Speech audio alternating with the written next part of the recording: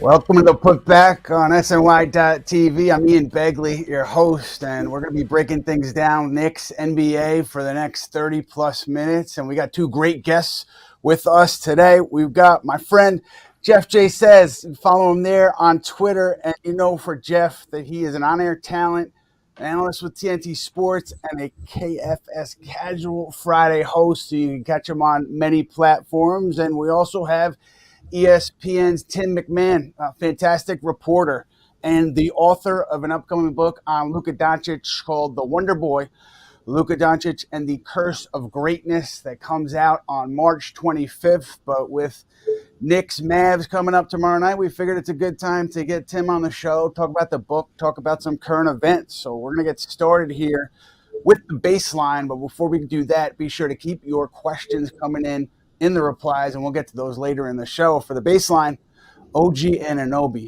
just fantastic the last night, in a huge bounce back win for the Knicks. He had 40 points. He was very good on defense, and he really, the Knicks doing a great job against Nikola Jokic and the Denver Nuggets, coming off a really bad loss to the Utah Jazz. Jalen Brunson, a career high in assists against the Nuggets there. So, if nothing else, we've learned about this team so far that they can bounce back after a loss. I believe they are 6-1 after a loss. So, Jeff, you first, man. What's your take on where the Knicks are right now? Well, I think if you want to nitpick some losses that they shouldn't have, they probably should have a couple more wins than they do. But I think looking at their history and how they've started slow, you have to be happy that they're 3 games above 500 and they're starting to figure out their offense. This is a team that, by cleaning the glass metrics, are number 1 in offensive rating. They're in positive point differential. And this is all without everybody clicking on all cylinders. Jalen Brunson was trying to find his form early. Now he's rounding into it. And Mikal Bridges is still trying to find that jumper. The mad scientist working on a way to calibrate his jumper beyond 22 feet, but still is able to be effective in the mid-range. So given everything that they have, and oh, by the way, this is a team that just got together. They have a whole lot of new moving parts. You have to be pleased with what you've seen offensively from them and the potential. It seems like every time I watch them, their ceiling just continues to raise. And once Mikal Bridges gets into form and has some type of consistency, we could be looking at one of the best offenses in NBA history by rating. Yeah, I was going to say, you're talking about starting to figure out their offense. Every time I look, they're scoring 125, 130, 145 points. Towns has absolutely been lighting it up.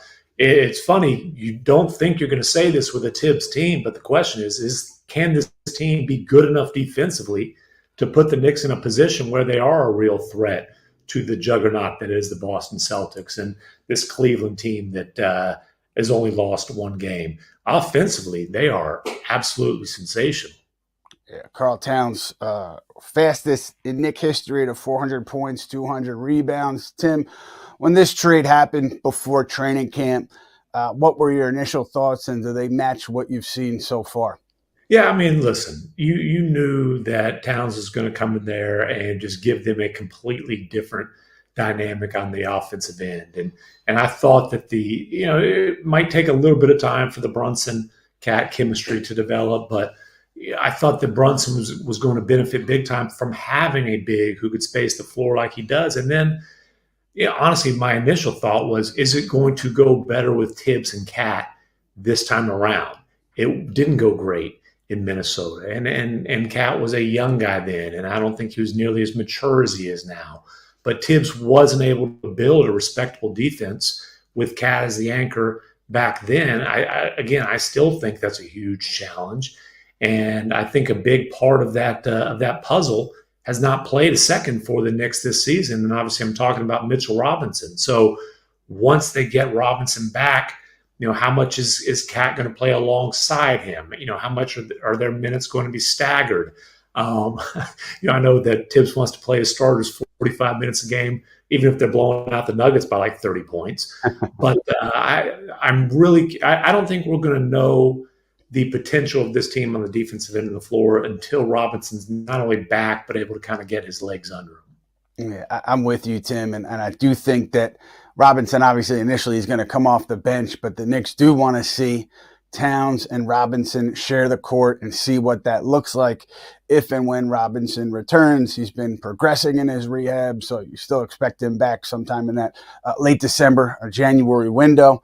And yeah, I think the Knicks are curious about that Robinson Towns front court. And Jeff, Tim mentions the defense. How much of that is a concern for you based on what you've seen?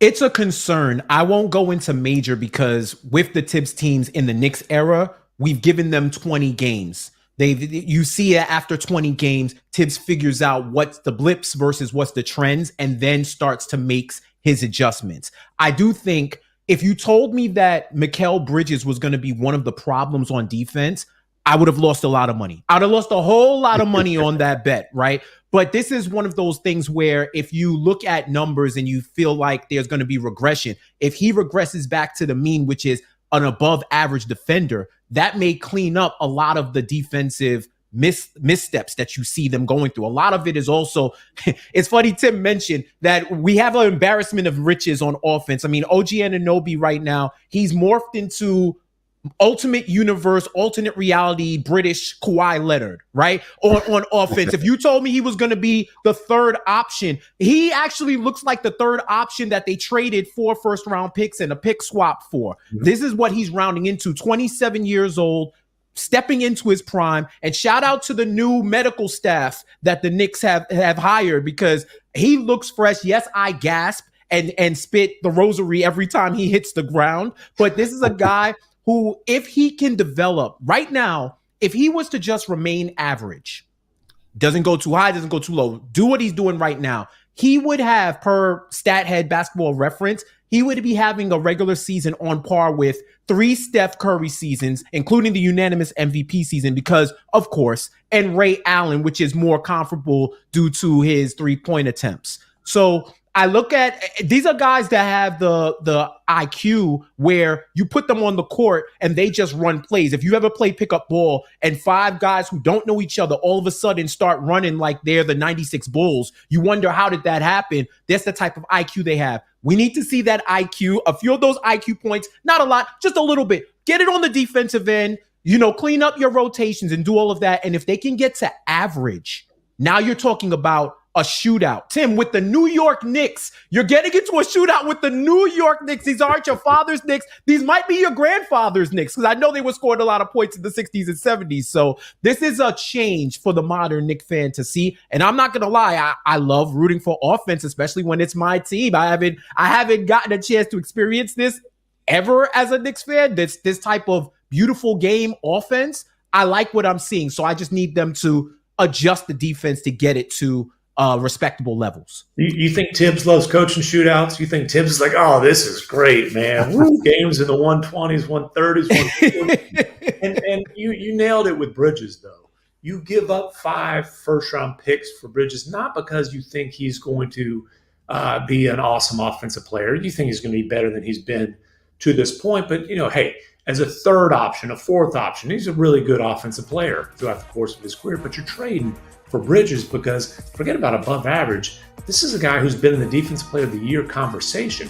You're trading for him to pair with OG Anunoby and give you, what should be the best wing tandem on the defensive end of the floor in the entire NBA. And then you can protect Brunson. Once you trade for Cat, you can kind of mask some of his deficiencies. So, whether Bridges' jumper gets ironed out or whatever the case may be, we'll see what happens there. The expectation is that he is an absolute elite defensive player, and that's not asking too much. We've seen it throughout the course of his career. Jeff, you mentioned Tim's grandfather's Knicks. I think, Tim, your grandfather, didn't he fight in the Civil War? The Civil War vet. So I don't know what his area would be. He was a New Yorker. I was born in Tarrytown. I don't know if I've told you. Really? Home of the Knicks hockey facility. Look at that. Sauce. I was made in New York, but I got to Texas as soon as possible.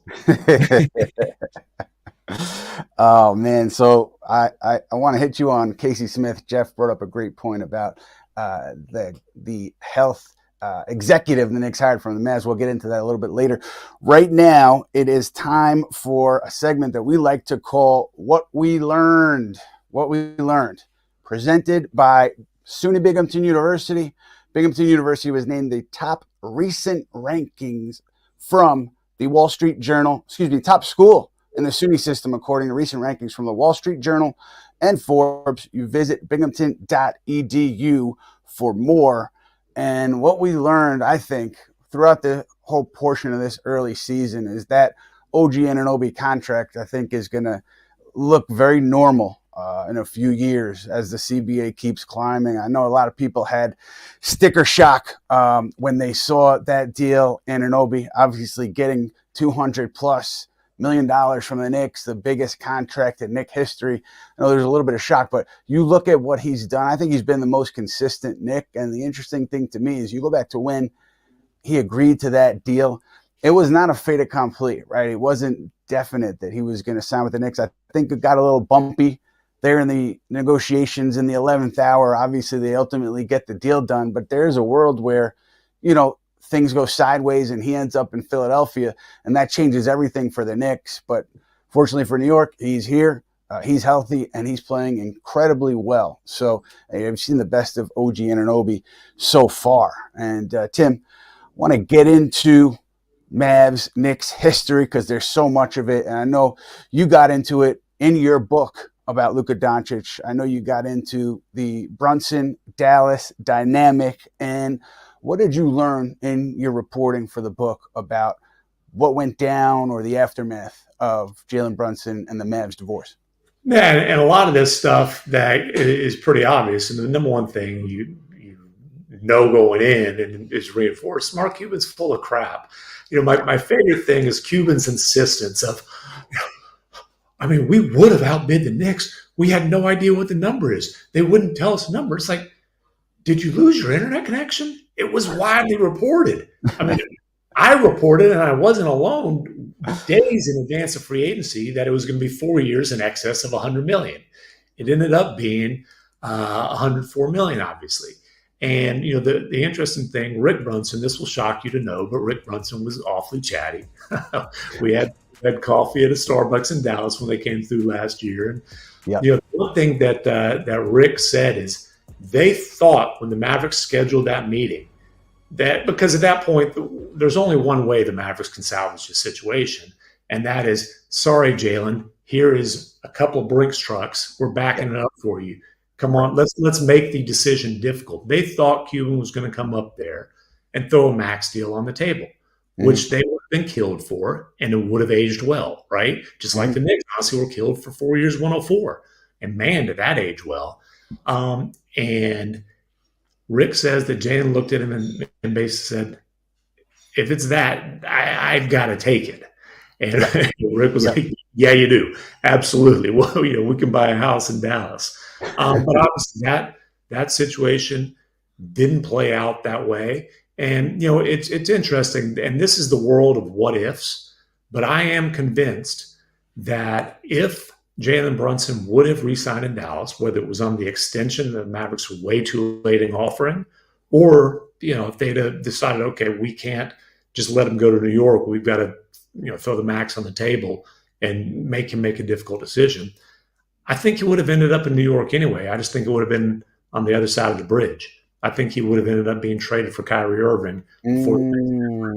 Just because, listen, the Mavericks never, or at least Mark Cuban, never looked at Jalen Brunson as a legitimate star. And he's not alone in that. He wasn't necessarily a proven star. He's just a guy who got better and better and better and better. Certainly looked like a star in the playoffs that year. But once Kyrie became available, I don't think that that the Mavericks would have been able to pass on the chance to add that level of star. So I think Brunson would have been up with the Brooklyn Nets had he have returned to Dallas. That's fascinating. And I think that would have driven Knicks brass nuts because they targeted Jalen for a long time. So maybe the Knicks then end up trading for Jalen Brunson and Mikal Bridges at some point with Sean Marks. But the what ifs are fascinating to me. Tim, do you know ultimately in that Mavs Jalen Brunson meeting? Was there a number put out there? What was the conversation like at that point? So the meeting was called off, but the number that had been discussed was quote unquote Fred VanVleet money, which at the time was $21 million a year. Yeah. And so 5 years, 105 versus 4 years, 104. Like, come on, it's not as Rick Brunson said, make me make a hard decision. That's not a hard decision. That's common sense. But it's funny. Again, Fred VanVleet money was the line in the sand, just like Mike Bibby money was the line in the sand on Steve Nash back in the day. Oh, wow. How about that for a parallel? Yes. Steve Nash, who was brought up, by the way, in the post-draft introductory press conference when Jalen Brunson's sitting right there. And it wasn't brought up because of Jalen Brunson. It was brought up because he was represented by Bill Duffy, who repped Luka Doncic, who was sitting right there. And Donnie Nelson made the awkward, uncomfortable, in hindsight, jab at Mark Cuban joke. Hey, Bill, let's make sure this one stays in a Mavericks uniform. And by the way, Donnie also gave a shout out in that press conference to Jalen Brunson's agent, a pretty accomplished dude named Leon Rose, who, by the way, in that contract negotiated that the last year would be, the language in the last year would make Brunson unrestricted going into year 4. So that, the Mavericks didn't have the right to match because of some semantics in the contract negotiated by the guy who ended up bringing Brunson to New York, and obviously has known him since he was a newborn baby. So many dots to connect, both here in New York and over there in Dallas. And Jeff, for you, what was your initial thought? I'm just curious, and you could be honest.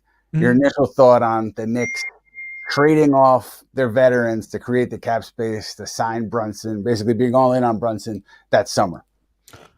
I hope it works. Yeah, because that was the number one thing that I had, and they asked for the trust, and they asked for fans to trust in the front office. And what I saw them building so far, I said, okay, you have a personal relationship with this dude. Is this going to be the type of nepotism where your cousin isn't really qualified, but you're going to get him a job, or they are qualified, but they just need the opportunity?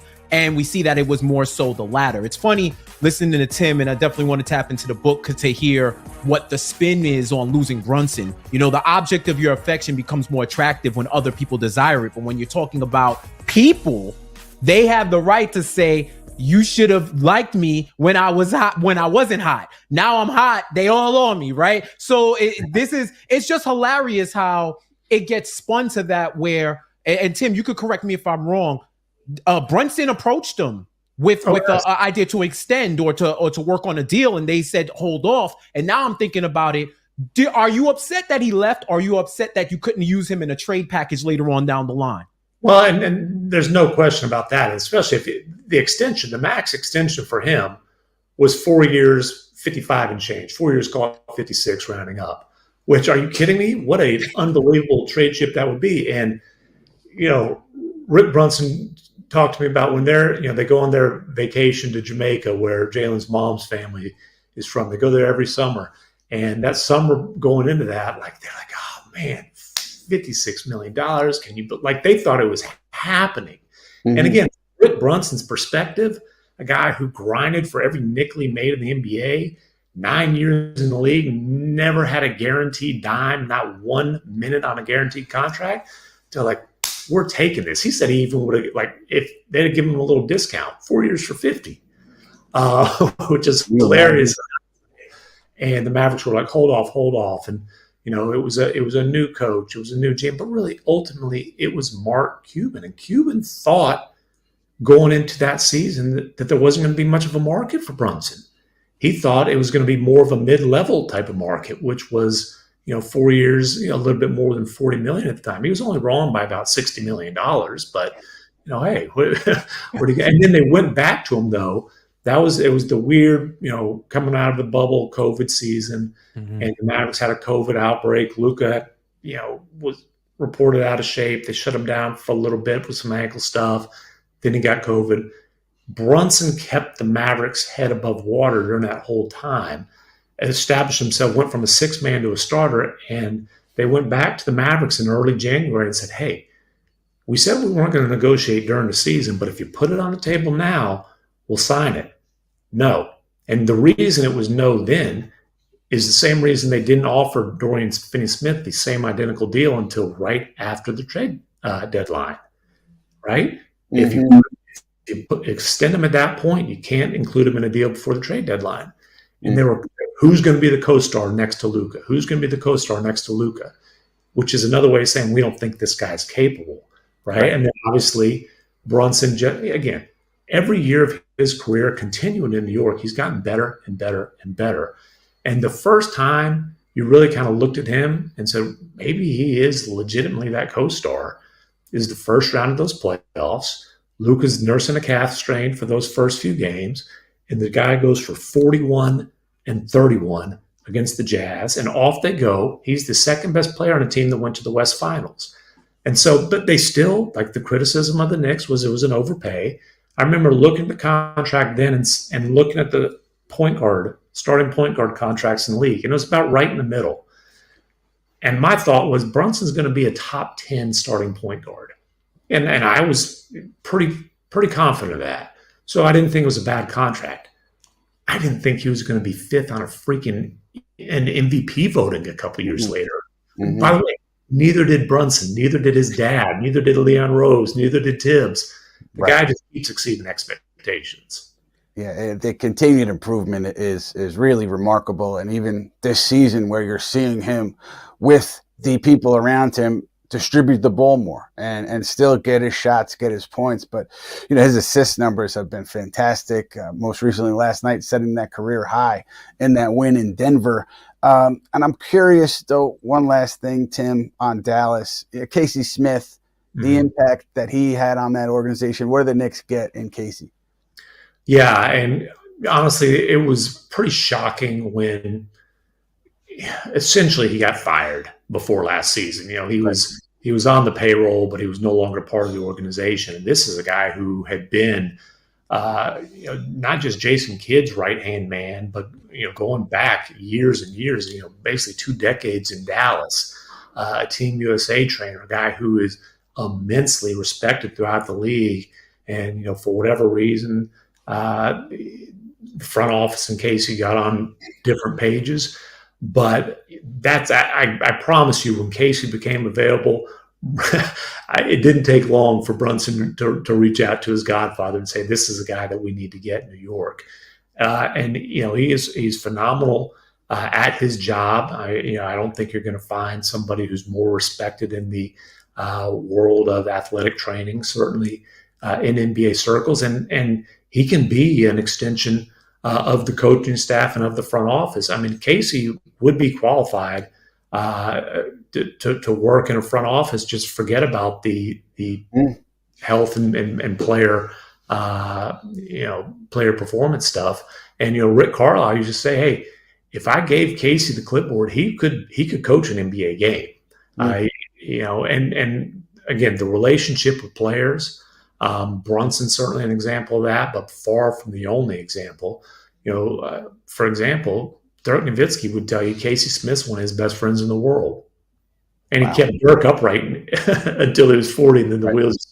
At some point, it doesn't matter how much, it doesn't matter what kind of science you have, unless it's Frankenstein type stuff. The wheels fell off when he was 40.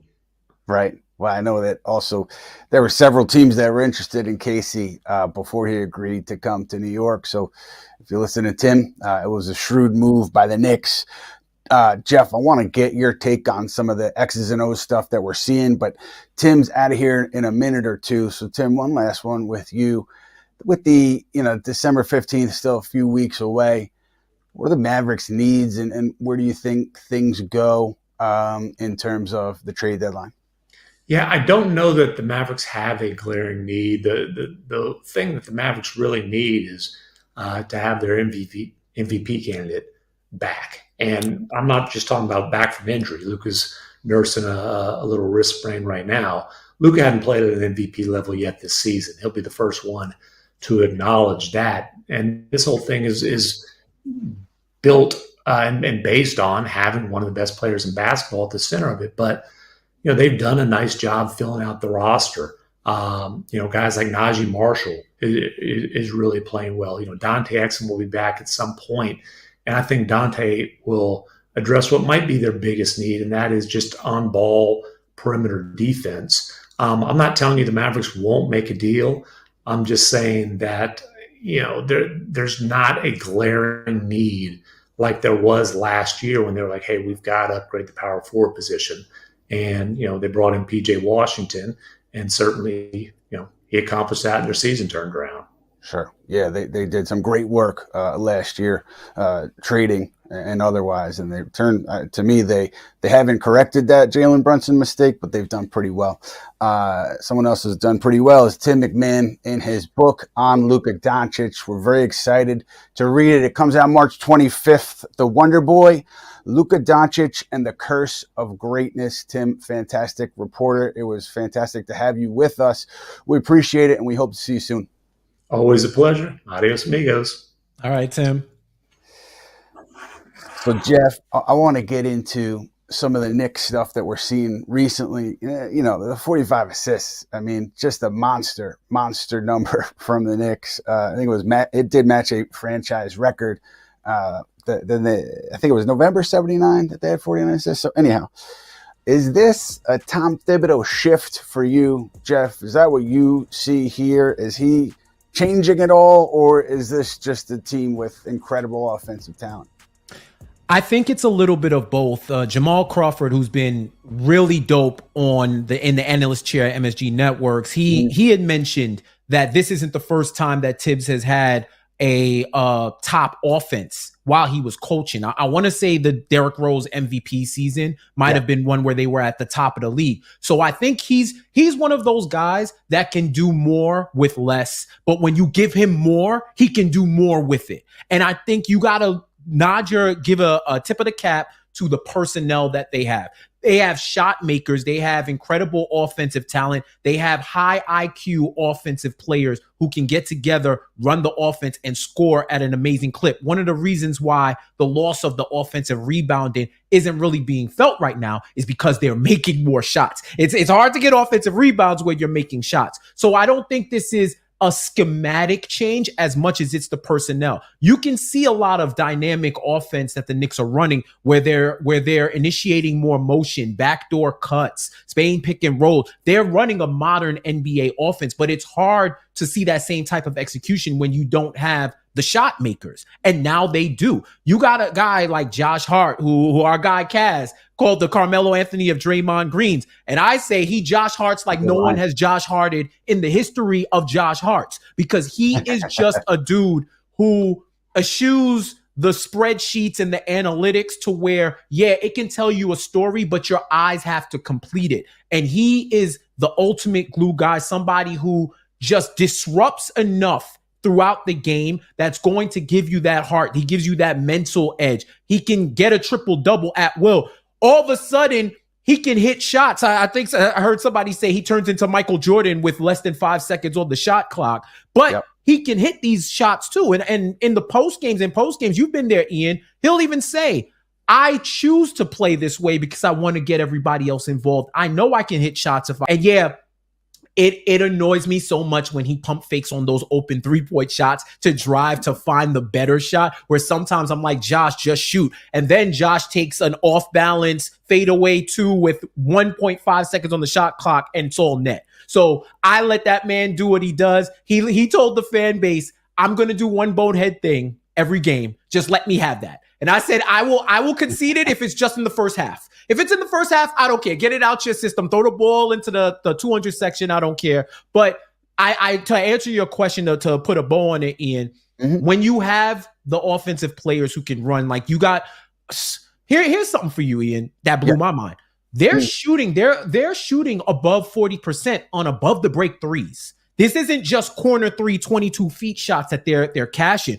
Cat is in the 96 percentage and OG's in the 92 percentage per cleaning the glass in percentage across the league of hitting above the break threes. So this is a team who's getting their offense in a variety of ways. While there's been much maligned about Mikal's jump shot, he is the mid-range messiah right now. DeMar DeRozan might be passing the torch onto him for the mid-range. And that excites me because, Ian, these are the type of shots you need to hit in the playoffs. Yes. So if he's hitting playoff shots now, I won't be as worried. If his range is exactly 22 feet, he has to figure that out. But I don't have any worry. I think he's going to round into form. But I do think when you give a coach the players and you're able to see how they can really coach when they coach players who are optimal at those positions. And you're seeing it right now.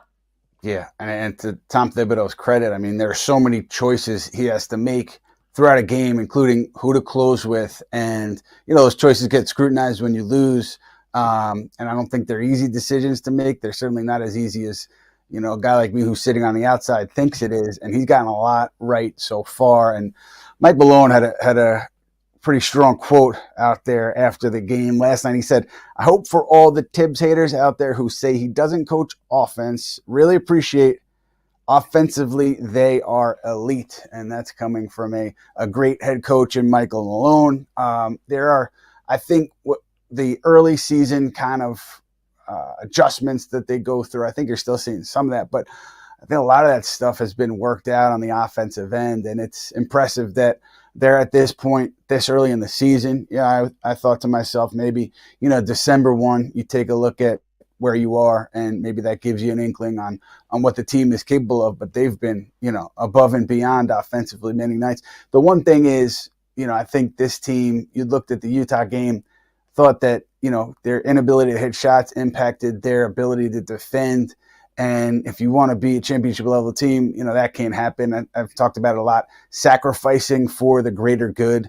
And that's everybody on the roster, right? That's everybody. Anunoby, Bridges, Brunson, Towns, Hart, everyone sacrificing for the greater good and not letting what happens on offense dictate what you do on defense. So maybe that's one thing to keep an eye on moving forward. But that and health, I think, could derail this team. But right now you're looking at a very, very strong NBA offense.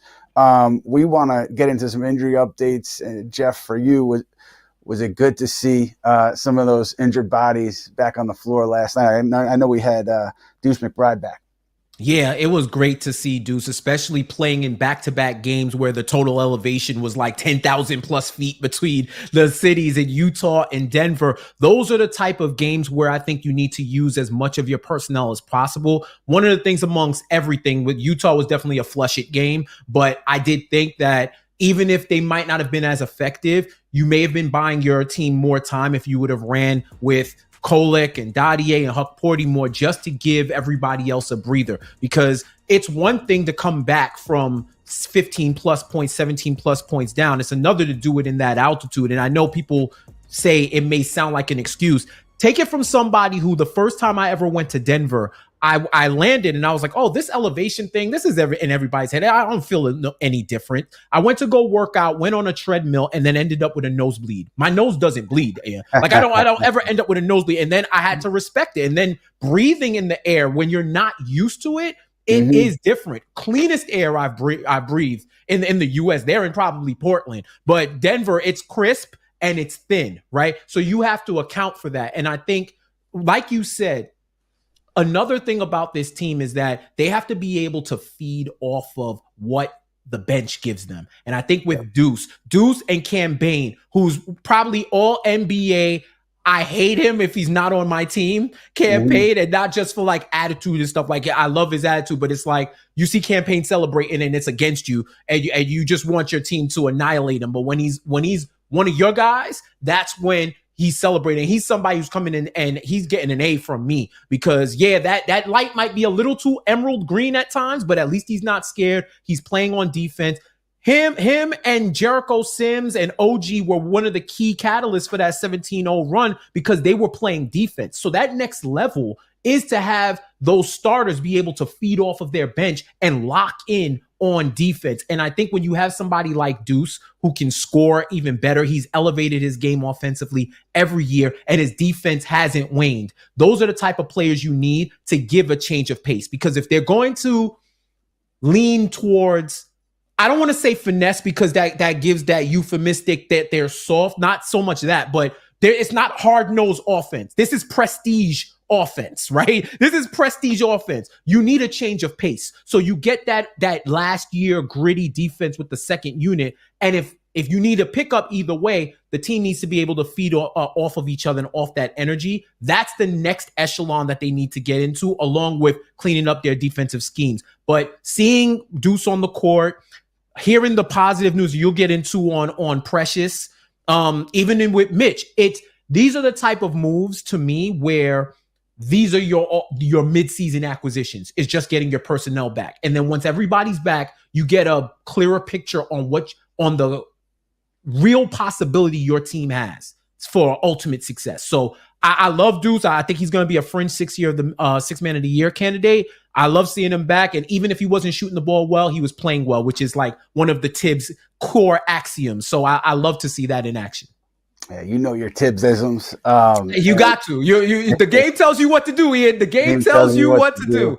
Rush the pass. Yeah, yep. I've heard them all and many times. And sometimes they're used even when the question has nothing to do with that topic. It's Tibbs goes for that. To not answer what you're looking for, which is a skill of itself. But let's run through the injury updates. We talked about Deuce. Mitchell Robinson. Tom Thibodeau told reporters on the road that he's still in that rehabilitation mode.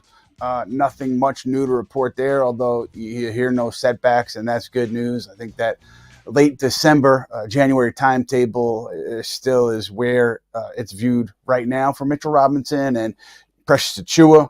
Strong news there. Tom Thibodeau again telling guys on the West Coast that Precious has returned to practice, done some contact.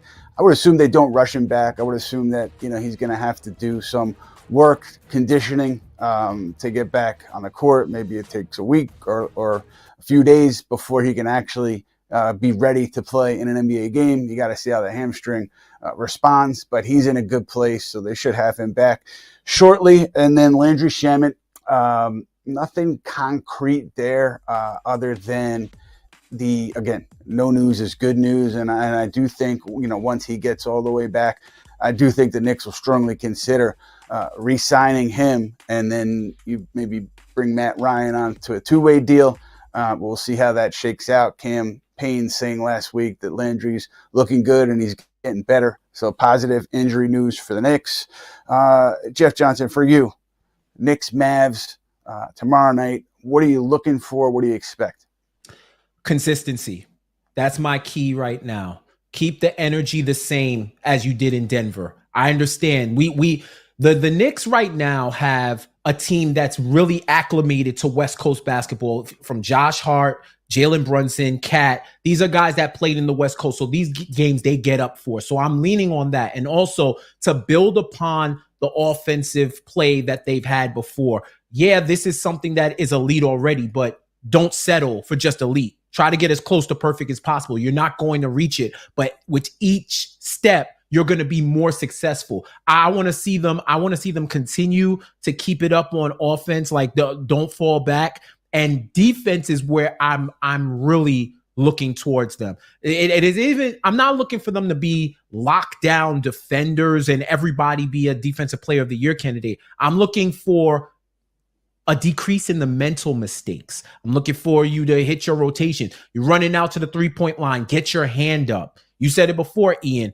Don't let offensive stagnation affect your defensive play. It's about effort. And I know Cat has had a lot of criticism on him for his defense and then this season. But one thing I can say is he does try. It's more of a technique thing. It's the little push afterwards that doesn't really affect the shot, but they're going to call it because it looks like it, because you're 7 foot and you're shoving people. It's just the way it looks, right? Don't get discouraged that you're not getting a whistle. And I understand it. I'm not a hashtag refs guy, but it is kind of crazy to see Cat barrel down the towards the rim over and over and over again, receive contact, not get a call, Brunson, we already know what it is. He's adopted Carmelo Anthony. We don't get those type of calls when you're driving. If he had a headband, it probably would be crooked at some point in time. But hopefully that adjusts. But you can't even let that affect you. You got to keep playing. Go play for the N1s, even if you're not getting them. I'm looking for the bench to continue to step up. The name of the game for me is consistency, and to go in against a team that doesn't have an all-world, all-MVP, all NBA first team MVP candidate and handle business. The Mavs haven't been pushovers, but they have been inconsistent. They have been inconsistent. You know, they give up leads. They'll give you the opportunities to win. So take that opportunity. Yeah, no Luka Doncic. Obviously, you still have to deal with the rest of the Mavericks, including Kyrie Irving, homecoming for Jalen Brunson. The Knicks have a pretty good opportunity to finish out this road trip, their longest of the season, 4-1. They have Dallas, and then they finish this thing out Friday against Charlotte. And we are finishing this thing out. Jeff Johnson, we really appreciate your time, man. You could catch Jeff, on-air talent and analyst with TNT Sports and the KFS Casual Friday host. And you can catch us here on the Putback next December 4th. That is our next episode. We'll be talking Knicks and getting a little closer to trade season, so we'll probably get into some of that. And we look forward to seeing you soon. Yeah, man. Thanks for having me.